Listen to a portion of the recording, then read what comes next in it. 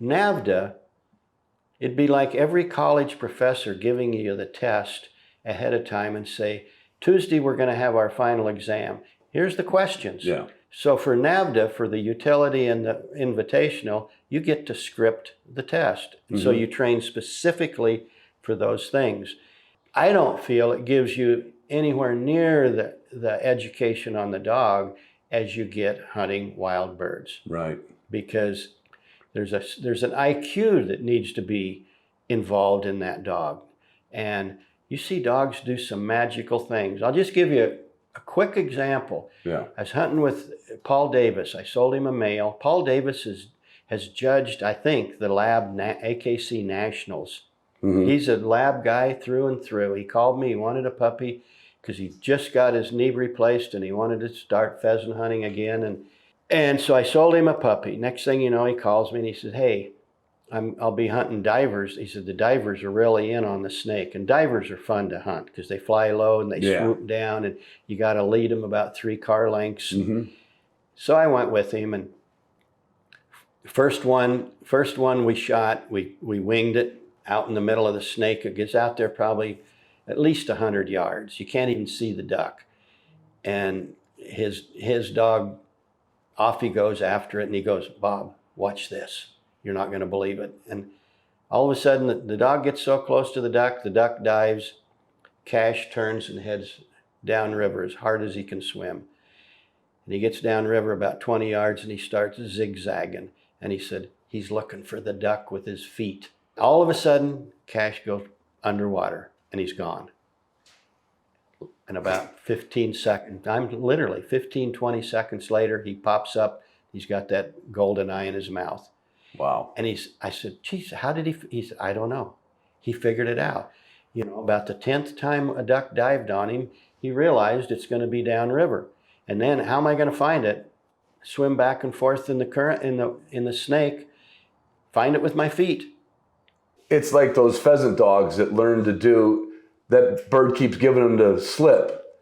And those dogs that'll just go wide around a field. Circle. And come back at you and pin that bird down. And not every dog does that. Not every dog does that. Some of them, and they're circling because they know the wind direction. Right. That's why they're doing it. And this dog knew what a duck does when it goes underwater. Yep. I mean, and they can. I mean, Tucker, I used to show people all the time, him retrieving. I had a dummy that went to the bottom of my pool, and, you know, and he'd go down and find it and bring it back up. And he could only go down 4 feet. That was as deep. He couldn't go 8 feet deep. Right. So I had to make sure the dummy was in the shallow end of the pool, 3 or 4 feet down. Right. But you'd see him swimming around looking, you know, but just that IQ that you see in dogs, you know, and so you put a lot of weight in that. A ton of weight in the hunting dog IQ. It's like some people really figure out how to hunt.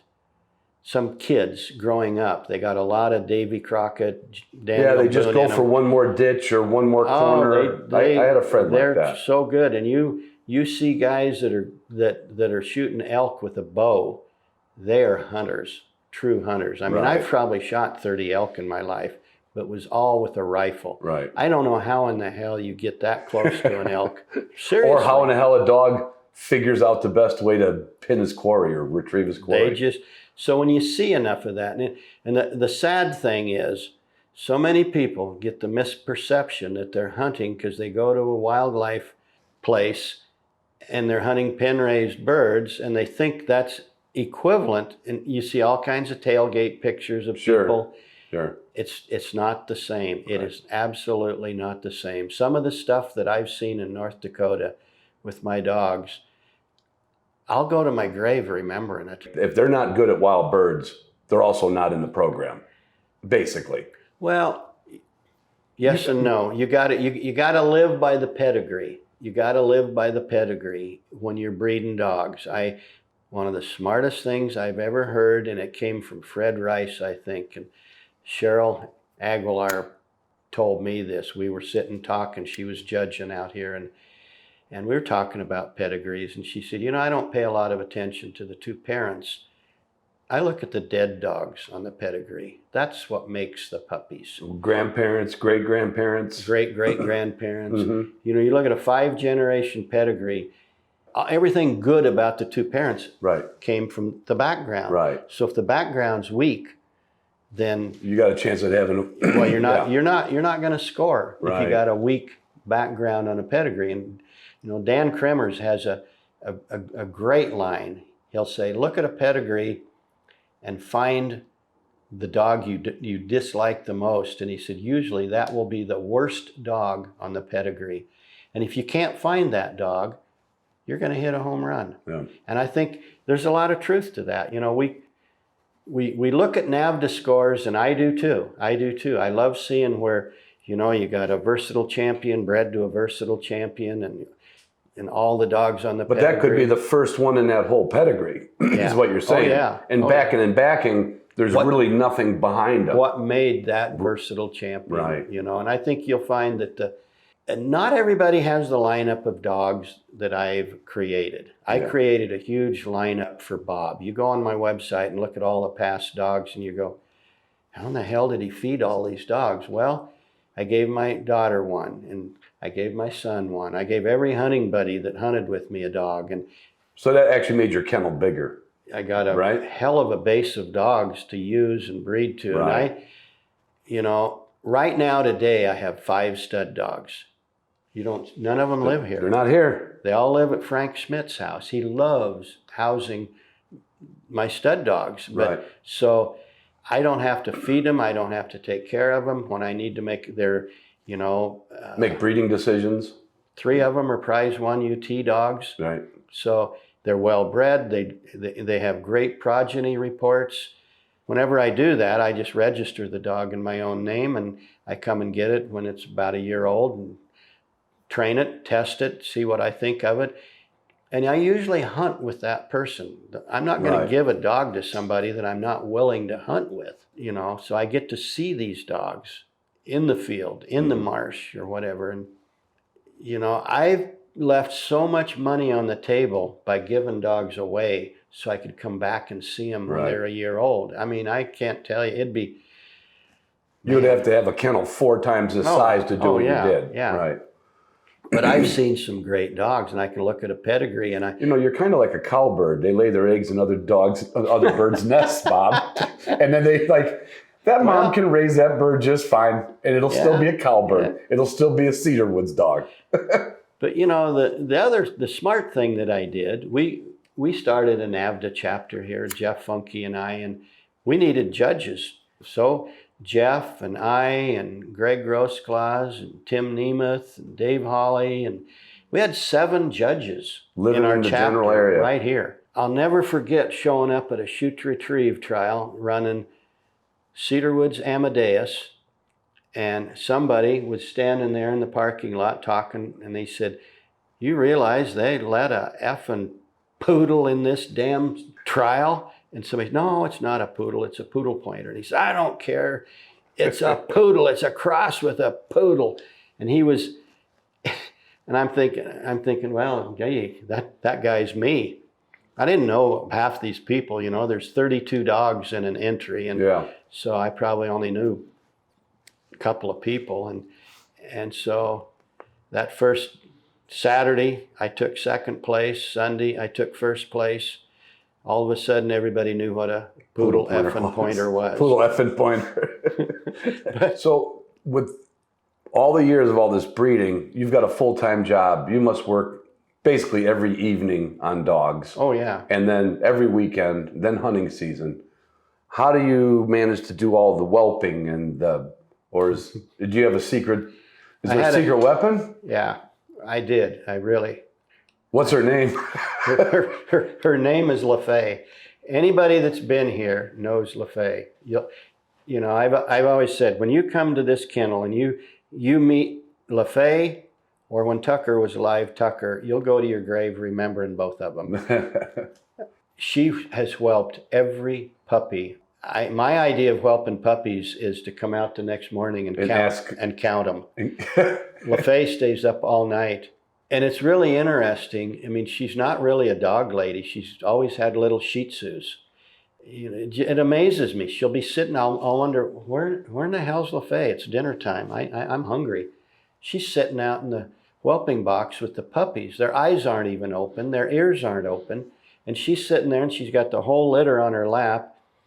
And her idea is they get to know her scent. They get to know their mother's scent. They crawl to their mother to nurse. They crawl to LaFay to get petted and loved. Right. Then when they open their eyes and they see what she looks like. And they already know what she smells like. Everything's that with a dog. And they just go, well, people are dandy. I like people. I've been, That's a good point. And then she'll sit out there after their ears open and she'll sit out there and talk to them and sing to them. And it's the same thing. They start learning people voices are good. I had a guy come here from Sun Valley and he pulled in a great big orange or yellow Hummer, and he got out and he's all decked out in black and blue camo, and his wife or girlfriend got out with a big bonnet on her head, looked like she was going to the Kentucky Derby. And we're sitting in the house and LaFay just looked over at me and he just went, no. They're not getting a puppy. Ain't gonna happen. Ain't gonna happen. And I mean, a couple of times she's laid down the law and said, no. Right. No, I won't, So do you count on her for some of the, now let's go to, we've got a litter, what are they, 5 weeks this weekend, right? Or they? Yeah. Does she kind of feed you the information, say, Bob, this one's a lot like that puppy was, or? There's a whole string of little different colored collars right behind you. Right. And at 5 weeks, we'll put a colored collar on each puppy. We don't do it until 5 weeks. Mm-hmm. I don't want to stereotype a pup when it's 3 or 4 weeks old. Right. It's really early, yeah. It's too early. But at 5 weeks we do. And then I have a clipboard out there that has a lot of evaluation things. And she does the personality. If there's an alpha dog or a submissive dog or a bully, or she knows. Mm-hmm. And then she will mark the dog with the blue collar, the male, he's a bully. Yeah. And that's okay. There's got to be a bully. There's one. Yeah. And if one's really submissive, so that's the first thing. And then we rate the coats. At 5 weeks, I can pretty much dial up what the adult dog is going to look like, and we rate that. Then I put birds in the pen with them and watch them. And in the beginning, they're a little bit afraid of the birds, and then next thing you know, they're just terrorizing them. But there's always a couple that go ballistic over the scent of birds. And the best... Almost immediately, right? Oh, yeah. Yeah. You could throw a pork chop out there and a bird out there. They're going to leave the pork chop and go right to the bird.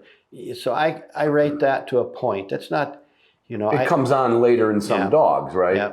And sometimes you see some really good pointing. Right. Good sight pointing. Good sight pointing. And Mm-hmm. I don't make a big thing out of that. But, right. But I can tell you, if a dog sight points really well, you don't have to worry as much down the road how you're going to get it to point. It's going to point. Right. Sight pointing to me just says it's going to be a dog that's probably going to back other dogs instinctively. Oh, yeah. I think there's a correlation. A correlation there. Like the 3 best dogs I ever owned in my life would never point a wing. Tucker would chase a wing till his legs fell off.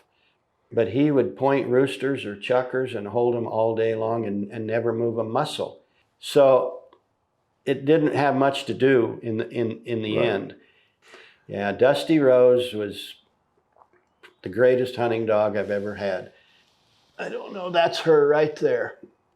I wrote an article about everything she pointed. She's the only dog I've ever heard of that pointed bighorn sheep. I mean, she pointed bears, she pointed elk, she pointed whitetail, mule deer. Natural backer then also? No.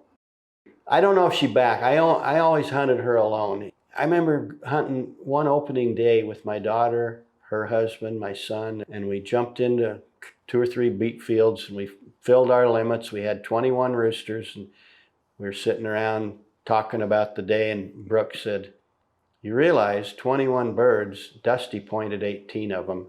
Why'd you bring the other 5 dogs, Dad?"